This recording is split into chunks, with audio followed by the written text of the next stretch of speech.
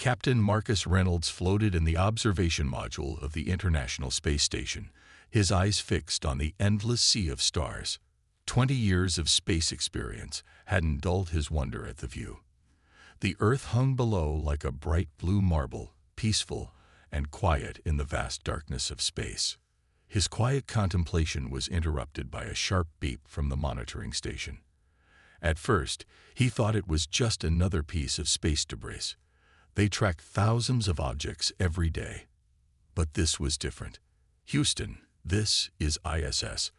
We're picking up something unusual," he reported, his voice steady despite his racing heart.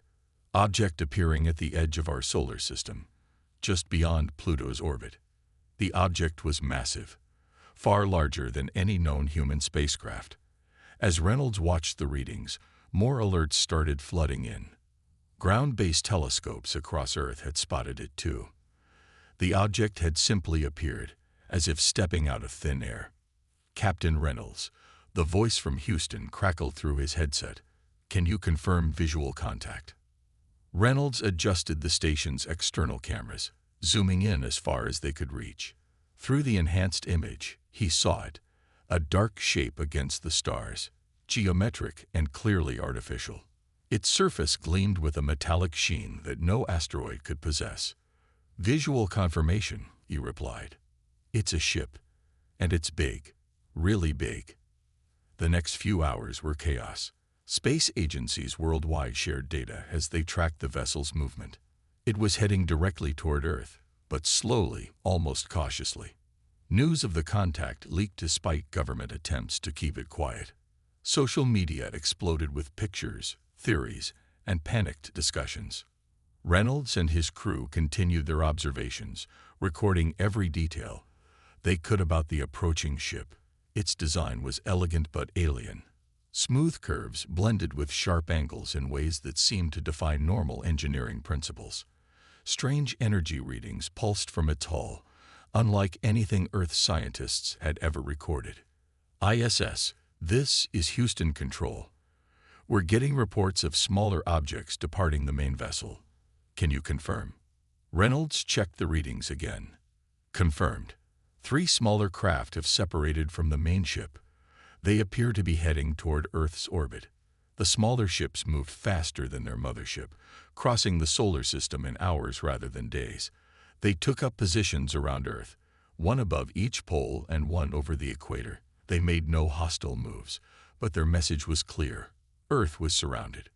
Then came the transmission. It started as a signal picked up by radio telescopes worldwide. Within minutes, every TV channel, radio station, and internet connection began broadcasting the same message. The aliens spoke in perfect English, their words measured and formal. "People of Earth, we are representatives of the Galactic Empire, a civilization spanning 3,000 star systems. We have observed your world and deemed it ready for integration into our society. Prepare for peaceful first contact. Representatives will arrive at your United Nations facility in Geneva within your next solar day." In the ISS, Reynolds watched Earth's night side as city lights flickered below. He wondered how many millions were watching the same message, feeling the same mix of wonder and fear that gripped him. "Houston," he said quietly, "I think everything's about to change." The crew gathered in the observation module, all pretense of normal duties forgotten. They were about to witness humanity's first official contact with alien life. Through the station's windows, they could see one of the smaller ships maintaining its position over the North Pole. Its hull seemed to shift colors slightly, like oil on water. "Look at that technology," breathed his science officer. "They must be thousands of years ahead of us." Reynolds wasn't so sure. Something about the ship's energy readings bothered him. They were advanced, yes, but there was something oddly familiar about the patterns, something that reminded him of recent quantum physics papers he'd read. As the first day of humanity's new era drew to a close, Reynolds made detailed notes of everything he observed. Something told him these details would be important later, much later.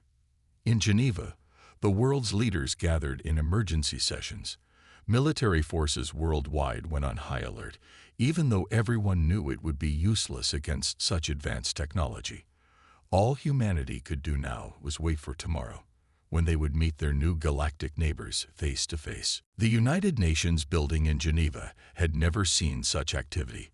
Security teams swept the grounds for the 10th time while world leaders filled the main assembly hall.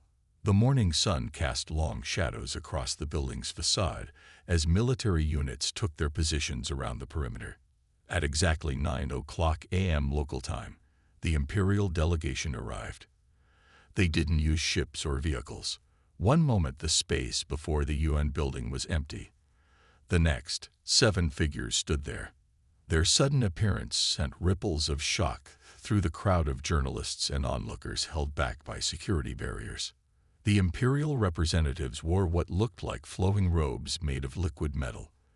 Their leader, who introduced himself as Lord Grey, appeared almost human except for his silvery skin and eyes that seemed to change color with each blink.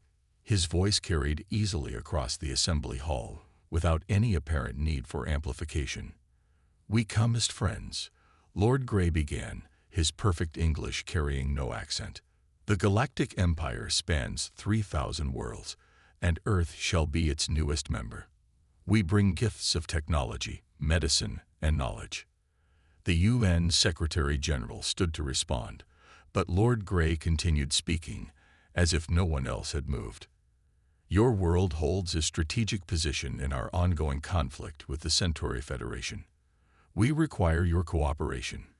This is not a request." Murmurs filled the hall. The Secretary-General finally spoke up. "And if Earth chooses to remain independent?" Lord Grey's smile didn't reach his eyes. "You misunderstand. We're not here to negotiate. You have 1 month to prepare your world for integration. We will provide advisors to help with the transition." He waved his hand, and a hologram appeared above the assembly. It showed Earth, surrounded by the 3 Imperial ships. "We have already established a protective field around your planet. This is for your own safety, of course. The Centauri Federation might try to interfere." In the back of the hall, General James Porter of the United States Space Force watched with growing concern. The aliens' technology was impressive, but something felt off. He caught the eye of Dr. Emily Roberts, Earth's leading quantum physicist, who sat among the scientific advisors. She gave him a slight nod. She had noticed it too. "Your nuclear weapons have been temporarily disabled," Lord Grey continued. "Again, for safety. We know primitive species can be unpredictable when faced with change." The word primitive caused angry mutters throughout the hall. Lord Grey either didn't notice or didn't care. "We will begin establishing bases on your moon within the week. Your existing space station will be upgraded to serve as a monitoring post. Resistance would be—" He paused, searching for the right word. "Unfortunate." As the Imperial delegation outlined their plans, Dr. Roberts quietly typed notes on her tablet. The energy readings from their technology matched exactly with theoretical models she'd been working on, models that suggested their entire system had a critical weakness. Lord Grey finished his speech with what he probably thought was a generous offer. "Those who cooperate will be given positions of authority in the new administration. Those who resist will be relocated to educational facilities until they understand the benefits of imperial rule." The assembly hall erupted in heated discussions. The Japanese representative demanded to know about civilian rights. The Russian ambassador questioned the terms of military integration. The Chinese delegation asked about economic systems. Lord Grey raised his hand for silence. "These details will be provided by our transition team. For now, know that in 1 month, Earth will join the Empire. This is not a negotiation. This is not a request. This is simply how things will be." With that, the Imperial delegation vanished as suddenly as they had appeared, leaving behind only a small device that projected a countdown timer above the UN building. 30:00, 00:00. In the chaos that followed, General Porter made his way to Dr. Roberts. "You saw it too," he whispered. She nodded. Their entire system runs on standard quantum field manipulation, but we've already theorized ways to. She glanced around and lowered her voice even further. We need to get to the Antarctic facility. Now, as they left the hall, Lord Grey watched from his cloaked ship above. Everything was proceeding according to plan. These primitives would make excellent subjects, just like all the others. He had no way of knowing that humanity had already surpassed the Empire's understanding of quantum physics. He was about to learn that appearances could be deceiving, and that humanity's greatest weapon wasn't their technology. It was their understanding of how the universe really worked. The underground facility in Antarctica hummed with activity. Deep beneath the ice, in a lab complex unknown to most of the world, Dr. Thomas Walker hadn't slept in 36 hours. His eyes were fixed on the holographic display showing the energy patterns from the Imperial ships. Run it again, he told his computer. Compare their quantum signature to our theoretical models. The results appeared instantly, confirming what he'd suspected for the past week. Behind him, Dr. Roberts and General Porter watched in silence as the data streamed across multiple screens. It's like finding out a giant is standing on glass, Dr. Walker said, rubbing his tired eyes. Their entire technology, everything they use, it's built on a fundamental mistake. General Porter stepped closer to the main display. Explain it to me like I'm not a quantum physicist. Dr. Walker pointed to two wavering patterns on the screen. See these. The top one is how the Empire manipulates quantum fields for their technology. Their ships, their weapons, everything. The bottom one is what we discovered 2 years ago in Project Breakthrough. They're different, General Porter noted. More than different, Dr. Roberts cut in. They're using brute force to bend quantum fields. We found a way to ask the universe nicely. Dr. Walker nodded. Their method is like using a sledgehammer to crack a nut. Ours is like finding the seam and gently prying it open. They're forcing reality to do what they want. We discovered how to work with it. He pressed a button, and a new simulation appeared. It showed an Imperial ship's energy field collapsing with just a tiny quantum pulse, properly applied. One carefully calibrated burst, he explained, and we could shut down their entire system. Their ships would freeze in space. Their weapons would stop working. Even their fancy teleporters would fail. General Porter frowned. If we can do this, why haven't we built our own ships? Our own weapons? Time and resources, Dr. Roberts answered. We only proved the theory 2 years ago. Building actual devices would take decades. But she smiled, disrupting their existing technology. That we can do right now. Dr. Walker walked to another console and pulled up the designs for what they called the quantum pulse generator. It was surprisingly small, about the size of a microwave oven. We built this as a proof of concept last year. It can create a localized quantum field that matches natural universal frequencies when their artificial fields encounter it. Their technology stops working, General Porter finished. Exactly, like trying to force your way through a door while someone else simply opens it. The universe will always prefer the easier path. An alarm beeped on one of the monitors. Imperial ships were moving into position around major cities worldwide. The countdown timer in Geneva showed 23 days remaining. The problem, Dr. Walker continued, is that we only have 3 working generators. We'd need their ships to be close together to affect them all at once. If we miss even one. General Porter's phone buzzed. He read the message and his expression darkened. The Empire just announced they're going to demonstrate their power. They plan to move the moon 1 degree in its orbit, just to show they can.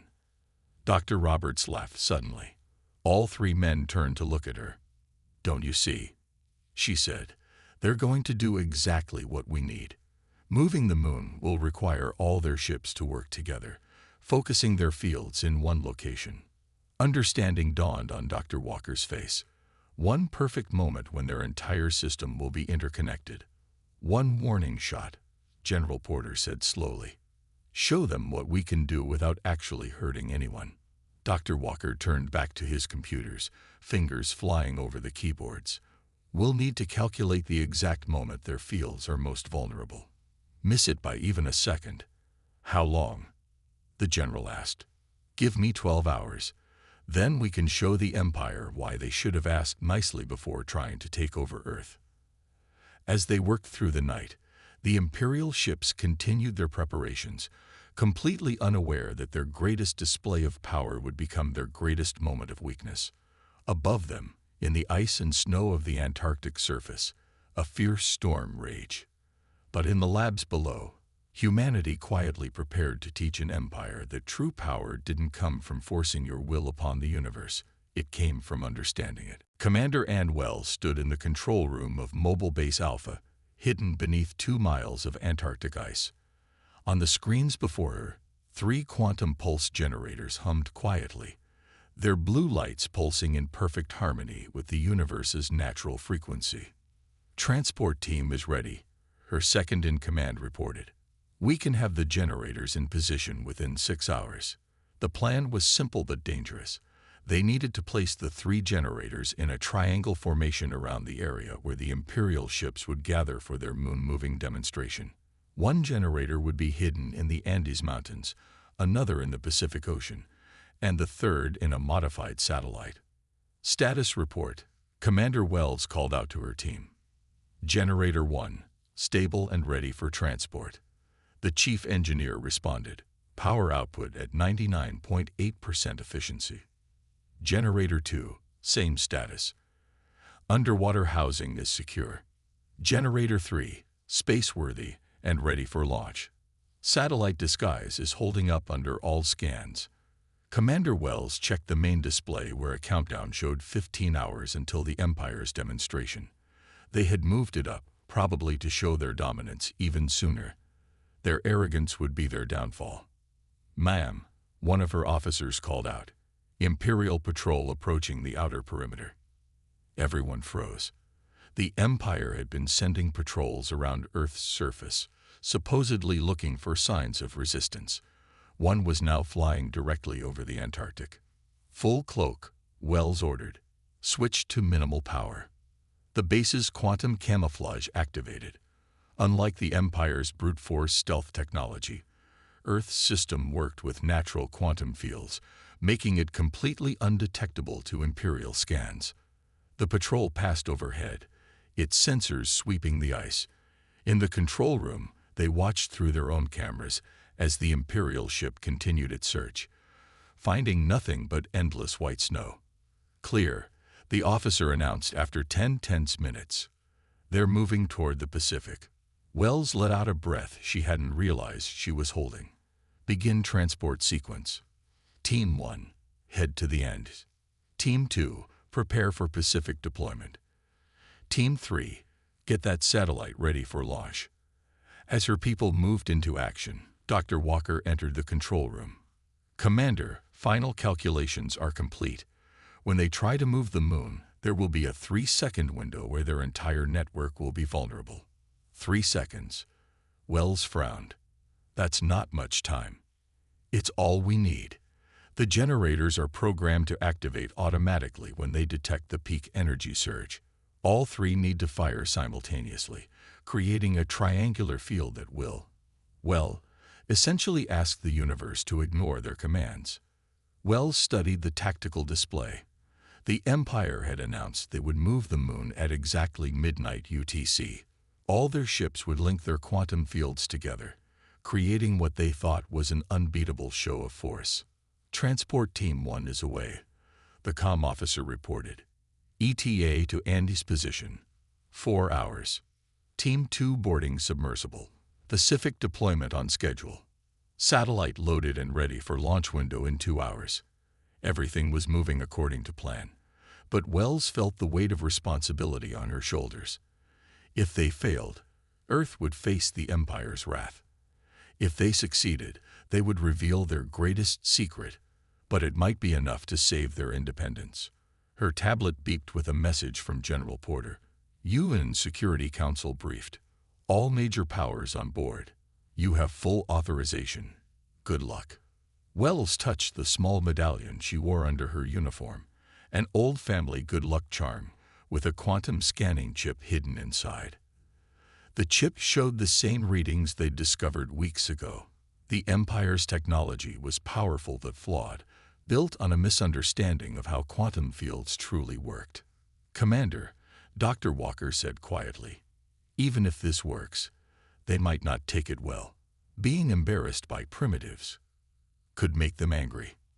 "That's exactly what we want," Wells replied. "They need to understand that attacking Earth would be costly. Sometimes the best weapon is the one you never have to fire. Just prove you have it." The room hummed with activity as final preparations continued. In 15 hours, they would either save Earth's independence or doom it. But looking at her team's determined faces, Wells felt confident. The Empire thought they were dealing with simple primitives. They were about to learn that sometimes the simplest approach was the most advanced. Above them, Imperial ships gathered in high orbit, preparing for their great demonstration. They had no idea they were about to become part of humanity's own demonstration, one that would change the balance of power in the galaxy forever. Midnight UTC approached. The world held its breath as Imperial ships moved into position around Earth. Their massive vessels formed a perfect geometric pattern in space, preparing to demonstrate their power by shifting the moon's orbit. In the Antarctic control room, Commander Wells watched the final countdown. Generator 1 in Andes Mountains, ready and powered. Generator 2 in Pacific Ocean Trench, stable and active. Generator 3 in Orbital Satellite, in perfect position. The Empire had announced their demonstration worldwide. Every television, phone, and computer showed the live feed of their ships preparing to move the moon. Lord Grey's voice echoed across global communications. "Watch, people of Earth, and understand the power of the Empire you will soon join." Dr. Walker monitored the quantum readings.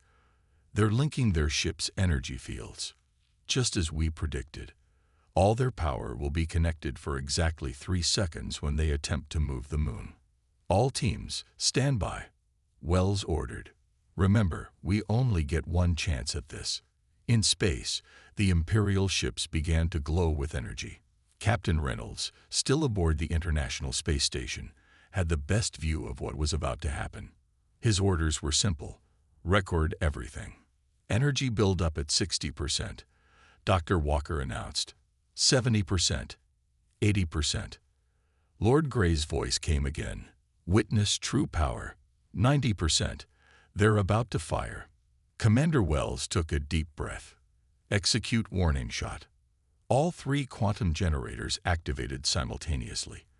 There was no flash, no sound, no visible beam. Instead, they created a perfect triangular field that matched the universe's natural frequency. For 3 seconds, nothing seemed to happen. Then every Imperial ship froze in space. Not just their engines. Everything. Their energy fields collapsed. Their communications went silent. Their artificial gravity failed. Even their life support stuttered.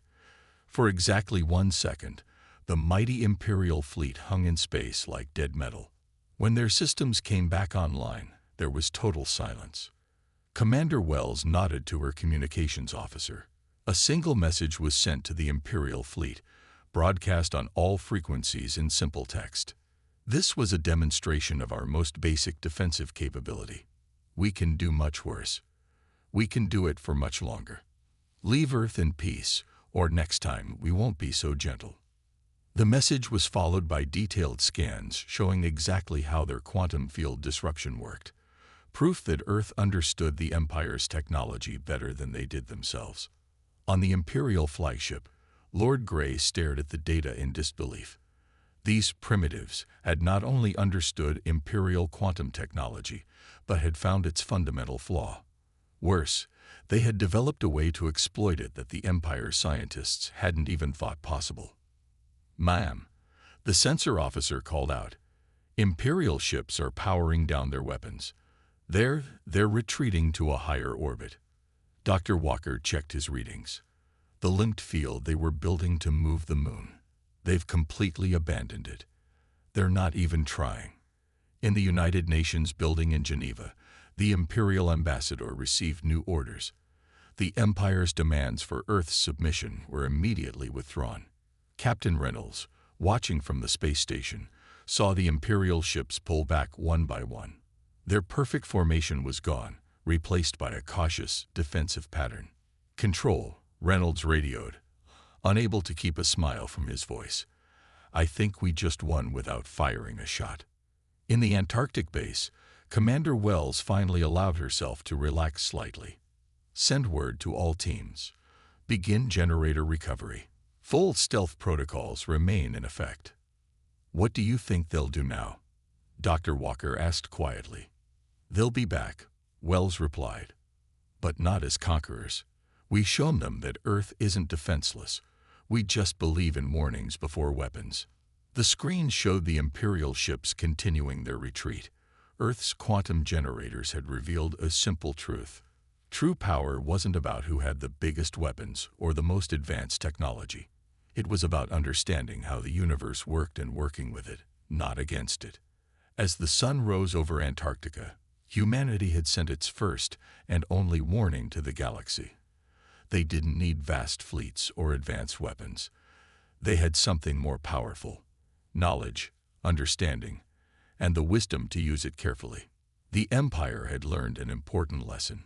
Sometimes the simplest warnings are the most effective. The Imperial Palace on Capital World buzzed with unprecedented activity. For the first time in 300 years, the Grand Council had been called into emergency session.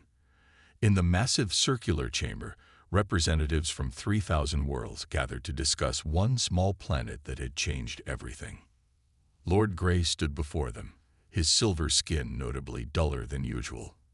Behind him, holographic displays showed Earth's quantum field technology in devastating detail. "The humans' understanding of quantum mechanics exceeds our own," he admitted, each word clearly painful.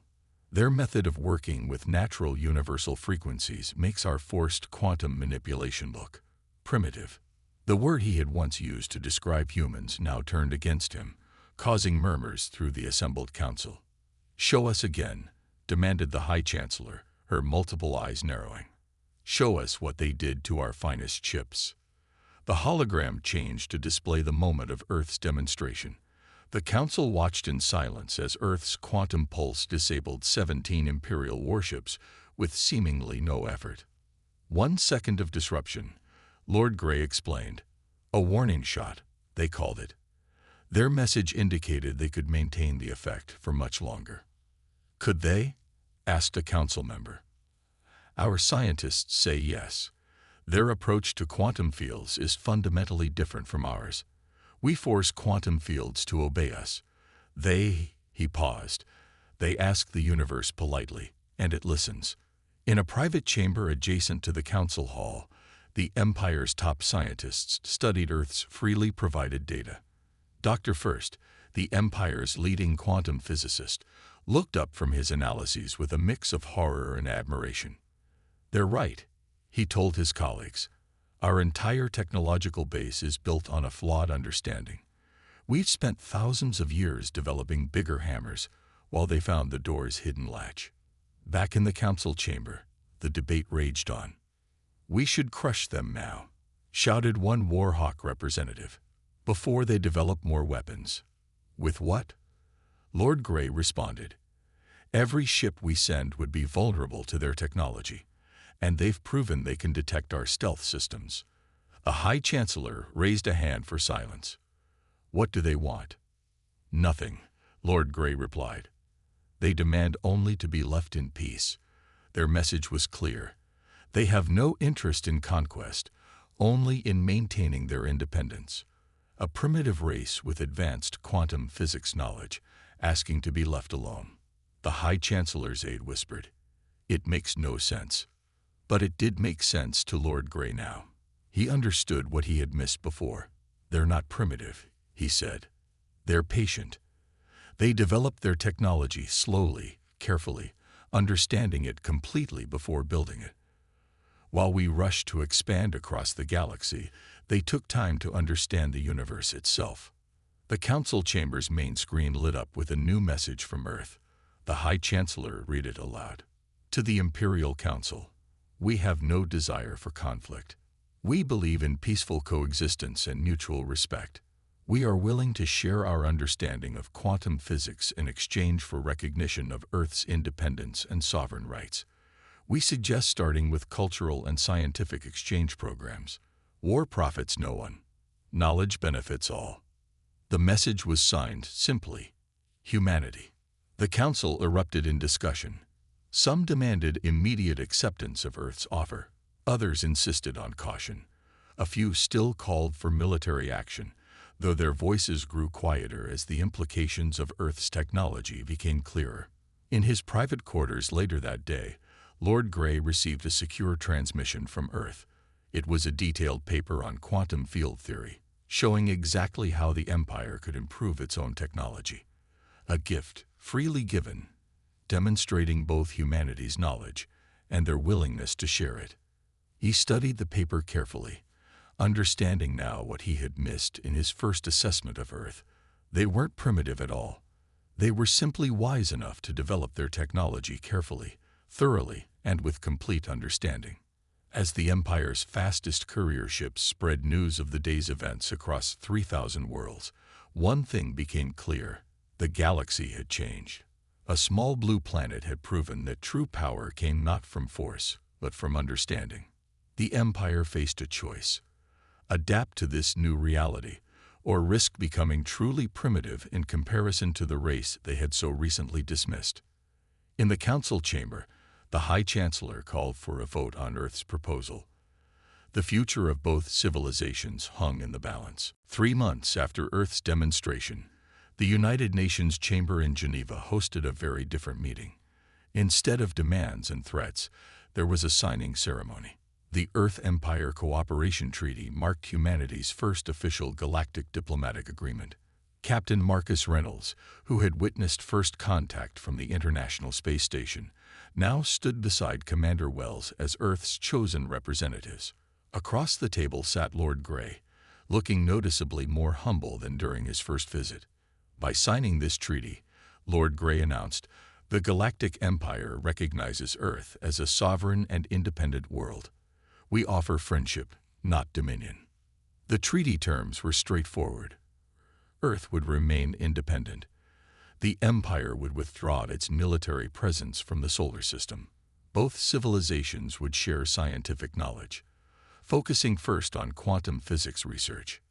Humanity has taught us a valuable lesson, Lord Grey continued. True advancement comes not from forcing our will upon the universe, but from understanding it. Commander Wells stepped forward to sign for Earth. As she did, she remembered those tense moments in Antarctica, when they had revealed humanity's true capabilities. That single warning shot had changed the course of 2 civilizations.